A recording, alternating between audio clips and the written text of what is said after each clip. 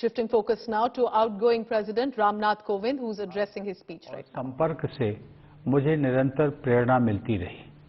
छोटे छोटे गांव में रहने वाले हमारे किसान और मजदूर भाई बहन, नई पीढ़ी के जीवन को संवारने वाले हमारे शिक्षक, हमारी विरासत को समृद्ध बनाने वाले कलाकार, हमारे देश के विभिन्न आयामों का अध्ययन करने वाले विद्वान, देश की समृद्धि बढ़ाने वाले उद्यमी, देशवासियों की सेवा करने वाले डॉक्टर व नर्स, राष्ट्र निर्माण में संलग्न वैज्ञानिक व इंजीनियर, देश की न्याय व्यवस्था को योगदान देने वाले न्यायाधीश व अधिवक्ता, प्रशासन तंत्र को सुचारू रूप से चलाने वाले सिविल सर्वेंट्स, हर वर्ग को विकास से जोड़ने में सक्रिय हमारे सामाजिक कार्यकर्ता, भारतीय समाज में आध्यात्मिक प्रवाह को बनाए रखने वाले सभी पंथों के आचार्य व गुरुजन, आप सभी ने मुझे अपने कर्तव्यों का निर्वहन करने में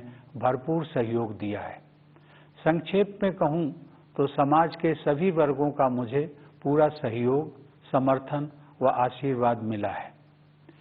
मेरे मनोमस्तिष्क में वे सभी क्षण विशेष रूप से अंकित रहेंगे जब मेरी मुलाकात अपनी सेनाओं, अर्धसैनिक बलों तथा पुलिस के बहादुर जवानों से होती थी। उन सभी में देश प्रेम की अद्भुत भावना देखने को मिलती है। अपनी विदेश यात्राओं के दौरान जब भी प्रवासी भारतीयों के साथ मेरा मिलना हुआ, हर बार मुझे मातृभूमि के प्रति उनके गहरे प्यार और अपनेपन का एहसास हुआ। देश के सर्वोच्च नागरिक पुरस्कार समारोहों के दौरान मुझे अनेक असाधारण प्रतिभाओं से मिलने का अवसर मिला। वे सभी पूरी लगन, अटूट समर्पण और दृढ़ निष्ठा के साथ एक बेहतर भारत के निर्माण में सक्रिय हैं। इस प्रकार अनेक देशवासियों से मिलने के बाद मेरा यह विश्वास और भी दृढ़ हुआ कि हमारे निष्ठावान नागरिक ही वास्तविक राष्ट्र निर्माता हैं और वे सभी भारत को बेहतर बनाने के लिए प्रयासरत हैं। ऐसे सभी निष्ठावान देशवासियों के हाथों में हमारे महान देश का भविष्य सुरक्षित है। प्यारे देशवासियों, अपने इन अनुभवों से गुजरते हुए अक्सर मुझे अपना बचपन भी याद आता रहा है कि किस तरह महत्वपूर्ण ऐतिहासिक घटनाएं हमारे व्यक्तिगत जीवन को प्रभावित करती रहीं। जब अपने छोटे से गांव में एक साधारण बालक के नजरिए से मैं जीवन को समझने की कोशिश कर रहा था, तब देश को आज़ादी हासिल किए हुए कुछ ही साल हुए थे। देश के पुनर्निर्माण के लिए लोगों में एक नया जोश दिखाई देता था। उनकी आंखों में नए सपने थे। मेरे दिलो दिमाग में भी एक धुंधली सी कल्पना उभर रही थी कि एक दिन शायद मैं भी अपने देश के निर्माण में भागीदारी कर सकूंगा। कच्चे घर में गुजर बसर करने वाले एक परिवार के मेरे जैसे साधारण बालक के लिए हमारे गणतंत्र के सर्वोच्च संवैधानिक पद के बारे में कोई भी जानकारी होना कल्पना से परे था। लेकिन यह भारत के लोकतंत्र की ताकत है कि इसमें हर नागरिक के लिए ऐसे रास्ते खुले हैं जिन पर चलकर वह देश की नियति को संवारने में अपनी महत्वपूर्ण भूमिका निभा सकता है। कानपुर देहात जिले के परौख गांव के अति साधारण परिवार में पला बढ़ा वह रामनाथ कोविंद आज आप सभी देशवासियों को संबोधित कर रहा है। इसके लिए मैं अपने देश की जीवंत लोकतांत्रिक व्यवस्था की शक्ति को सत सत नमन करता हूं। चूंकि मैंने अपने गांव का उल्लेख किया है, तो मैं इस बात का भी उल्लेख करना चाहूंगा कि राष्ट्रपति के कार्यकाल के दौरान अपने पैतृक गांव का दौरा करना और अपने कानपुर के विद्यालय में वयोवृद्ध शिक्षकों के पैर छूकर उनका आशीर्वाद लेना मेरे जीवन के सबसे यादगार पलों में हमेशा शामिल रहेंगे। इसी साल प्रधानमंत्री जी भी मेरे गांव परौख आए और उन्होंने मेरे गांव की धरती का मान बढ़ाया। अपनी जड़ों से जुड़े रहना भारतीय संस्कृति की विशेषता है। मैं युवा पीढ़ी से यह अनुरोध करूंगा कि अपने गांव या नगर और अपने विद्यालयों तथा शिक्षकों से जुड़े रहने की इस परंपरा को आगे बढ़ाते रहें। प्यारे देशवासियों, आजकल सभी देशवासी आज़ादी का अमृत महोत्सव मना रहे हैं। अगले महीने हम सब भारत की आज़ादी की 75वीं वर्षगांठ मनाएंगे। हम 25 वर्ष की अवधि के उस अमृत काल में प्रवेश करेंगे जो स्वतंत्रता के शताब्दी वर्ष अर्थात 2047 में पूरा होगा। ये विशेष ऐतिहासिक वर्ष हमारे गणतंत्र के प्रगति पथ पर मील के पत्थर की तरह है। हमारे लोकतंत्र की ये विकास यात्रा देश की स्वर्णिम संभावनाओं को कार्य रूप देकर विश्व समुदाय के समक्ष एक श्रेष्ठ भारत को प्रस्तुत करने की यात्रा है। आधुनिक काल में हमारे देश की इस गौरव यात्रा का आरंभ ब्रिटिश हुकूमत के दौरान राष्ट्रवादी भावनाओं के जागरण और स्वाधीनता संग्राम के साथ हुआ। 19वीं शताब्दी के दौरान पूरे देश में पराधीनता के विरुद्ध अनेक विद्रोह हुए। देशवासियों में नई आशा का संचार करने वाले ऐसे विद्रोहों के अधिकांश नायकों के नाम भुला दिए गए थे। अब उनकी वीर गाथाओं को आदर सहित याद किया जा रहा है। 19वीं सदी के अंतिम तथा 20वीं सदी के आरंभिक वर्षों में नवीन जन चेतनाओं का संचार हो रहा था और स्वाधीनता संग्राम की अनेक धाराएं प्रवाहित हो रही थी। वर्ष 1915 में जब गांधी जी स्वदेश लौटे, उस समय देश में राष्ट्रीयता की भावना और भी प्रबल हो रही थी। अनेक महान जन नायकों की उज्जवल आकाश गंगा का जैसा प्रकाश हमारे देश को 20वीं सदी के आरंभिक दशकों में प्राप्त हुआ, वह विश्व इतिहास में अतुलनीय है। जहां एक ओर आधुनिक युग के एक ऋषि की तरह गुरुदेव रविंद्रनाथ टैगोर हमारी सांस्कृतिक विरासत से देशवासियों को फिर से जोड़ रहे थे, वहीं दूसरी ओर बाबा साहब भीमराव आम्बेडकर समानता के आदर्श की ऐसी पुरजोर वकालत कर रहे थे जैसा अधिकांश विकसित देशों में भी दिखाई नहीं दे रहा था। तिलक और गोखले से लेकर भगत सिंह और नेताजी सुभाष चंद्र बोस तक, जवाहरलाल नेहरू, सरदार पटेल और श्यामा प्रसाद मुखर्जी से लेकर सरोजिनी नायडू और कमला देवी चट्टोपाध्याय तक, ऐसी अनेक विभूतियों का केवल एक ही लक्ष्य के लिए तत्पर होना मानवता के इतिहास में अन्यत्र नहीं देखा गया है। मेरे मस्तिष्क में और भी कई विभूतियों के नाम उभर रहे हैं, लेकिन मेरे कहने का तात्पर्य यह है कि स्वाधीन भारत की विभिन्न परिकल्पनाओं से संपन्न अनेक महान नेताओं ने भारत की स्वाधीनता के लिए त्याग और बलिदान के अद्भुत उदाहरण प्रस्तुत किए। इसमें कोई संदेह नहीं है कि स्वाधीनता संग्राम पर गांधी जी के परिवर्तनकारी विचारों का प्रभाव सबसे अधिक पड़ा और उस दौरान उन्होंने कोटि कोटि देशवासियों की जीवन धारा को नई दिशा दे दी।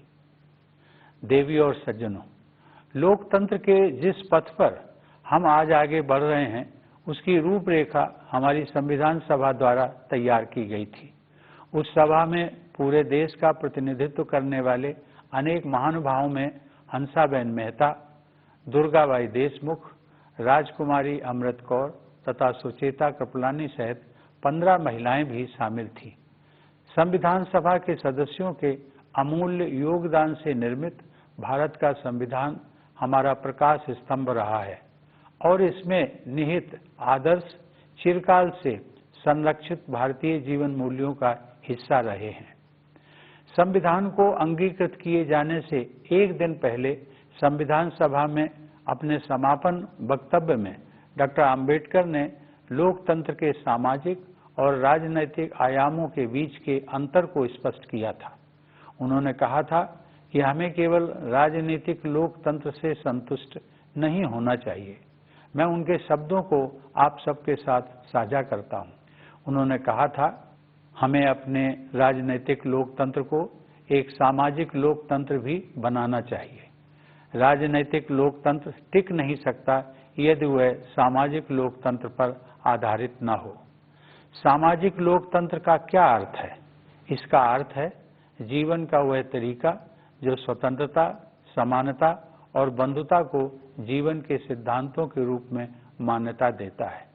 स्वतंत्रता, समानता और बंधुता के इन सिद्धांतों को एक त्रिमूर्ति के अलग अलग हिस्सों के रूप में नहीं देखना चाहिए। उनकी त्रिमूर्ति का वास्तविक अर्थ यह है कि उनमें से किसी भी हिस्से को एक दूसरे से अलग करने पर लोकतंत्र का वास्तविक उद्देश्य ही समाप्त हो जाता है। प्यारे देशवासियों, जीवन मूल्यों की यह त्रिमूर्ति आदर्शयुक्त, उदारतापूर्ण और प्रेरणादायक है। इस त्रिमूर्ति को अमूर्त अवधारणा मात्र समझना गलत होगा। केवल आधुनिक ही नहीं बल्कि हमारा प्राचीन इतिहास भी इस बात की गवाही देता है कि वे तीनों जीवन मूल्य हमारे जीवन की सच्चाई हैं। उन्हें हासिल किया जा सकता है और वस्तुतः उन्हें विभिन्न युगों में हासिल किया भी गया है। हमारे पूर्वजों और हमारे आधुनिक राष्ट्र निर्माताओं ने अपने कठिन परिश्रम और सेवा भावना के द्वारा न्याय, स्वतंत्रता, समता और बंधुता के आदर्शों को चरितार्थ किया था। हमें केवल उनके पद चिन्हों पर चलना है और आगे बढ़ते रहना है। सवाल उठता है कि आज के संदर्भ में एक सामान्य नागरिक के लिए ऐसे आदर्शों का क्या अर्थ है। मेरा मानना है कि उन आदर्शों का प्रमुख लक्ष्य सामान्य व्यक्ति के लिए सुखमय जीवन का मार्ग प्रशस्त करना है। इसके लिए सबसे पहले सामान्य लोगों की मूलभूत आवश्यकताएं पूरी की जानी चाहिए। अब संसाधनों की कमी नहीं है। हर परिवार के पास बेहतर आवास तथा पीने के पानी और बिजली की सुविधा उपलब्ध हो, इस दिशा में हम काम कर रहे हैं। यह बदलाव विकास की बढ़ती हुई गति तथा भेदभाव से पूर्णतः मुक्त सुशासन द्वारा ही संभव हो सका है। मूलभूत आवश्यकताओं को उपलब्ध कराने के बाद यह सुनिश्चित करना है कि प्रत्येक नागरिक अपनी क्षमताओं का उपयोग करते हुए खुशी के अवसर तलाशे तथा अपने नितांत निजी गुणों का समुचित उपयोग करते हुए अपनी नियति का निर्माण करे। इस दिशा में आगे बढ़ने के लिए शिक्षा ही मुख्य साधन है। मेरा मानना है कि राष्ट्रीय शिक्षा नीति युवा भारतीयों के लिए अपनी विरासत से जुड़ने और 21वीं सदी में अपने पैर जमाने में बहुत सहायक सिद्ध होगी। उनके विकासमान भविष्य के लिए अच्छी स्वास्थ्य सेवाएं अनिवार्य हैं। कोविड की वैश्विक महामारी ने सार्वजनिक स्वास्थ्य सेवा के बुनियादी ढांचे में और भी अधिक सुधार की आवश्यकता को रेखांकित किया है। मुझे खुशी है कि सरकार ने इस कार्य को सर्वोच्च प्राथमिकता दी है। शिक्षा और स्वास्थ्य सेवाओं का लाभ उठाते हुए हमारे देशवासी सक्षम बन सकते हैं और आर्थिक सुधारों का लाभ लेकर अपने जीवन निर्माण के लिए सर्वोत्तम मार्ग अपना सकते हैं। 21वीं सदी को भारत की सदी बनाने के लिए हमारा देश सक्षम हो रहा है, यह मेरा दृढ़ विश्वास है। प्यारे देशवासियों, अपने कार्यकाल के 5 वर्षों के दौरान मैंने अपनी पूरी योग्यता से अपने दायित्वों का निर्वहन किया है। मैं doctor Rajendra Prasad, doctor S Radhakrishnan और डॉक्टर APJ अब्दुल कलाम जैसी महान विभूतियों का उत्तराधिकारी होने के नाते बहुत सचेत रहा हूं। जब मैंने राष्ट्रपति भवन में प्रवेश किया था, तब मेरे तत्कालीन पूर्ववर्ती श्री प्रणब मुखर्जी ने भी मेरे कर्तव्यों के बारे में मुझे बुद्धिमत्तापूर्ण सुझाव दिए। फिर भी जब कभी मुझे किसी तरह का संशय हुआ, तब मैंने गांधी जी का और उनके द्वारा सुझाए गए मूल मंत्र का सहारा लिया। गांधी जी की सलाह के मुताबिक सबसे अच्छा मार्गदर्शक सिद्धांत यह था कि हम सबसे गरीब आदमी के चेहरे को याद करें और खुद से ये सवाल पूछें कि हम जो कदम उठाने जा रहे हैं, क्या वह उस गरीब के लिए सहायक होगा। मैं गांधी जी के सिद्धांतों पर अपने अटूट विश्वास को दोहराते हुए आप सबसे यह आग्रह करूंगा कि आप प्रतिदिन कुछ मिनटों के लिए ही सही गांधी जी के जीवन और शिक्षाओं पर अवश्य विचार करें। प्यारे देशवासियों, हम सबके लिए माता की तरह पूज्य प्रकृति गहरी पीड़ा से गुजर रही है। जलवायु परिवर्तन का संकट हमारी धरती के भविष्य के लिए गंभीर खतरा बना हुआ है। हमें अपने बच्चों की खातिर अपने पर्यावरण, अपनी जमीन, हवा और पानी का संरक्षण करना है। अपनी दिनचर्या में तथा रोजमर्रा की चीजों का इस्तेमाल करते समय हमें अपने पेड़ों, नदियों, समुद्रों और पहाड़ों के साथ साथ अन्य सभी जीव जंतुओं की रक्षा के लिए बहुत सावधान रहने की जरूरत है।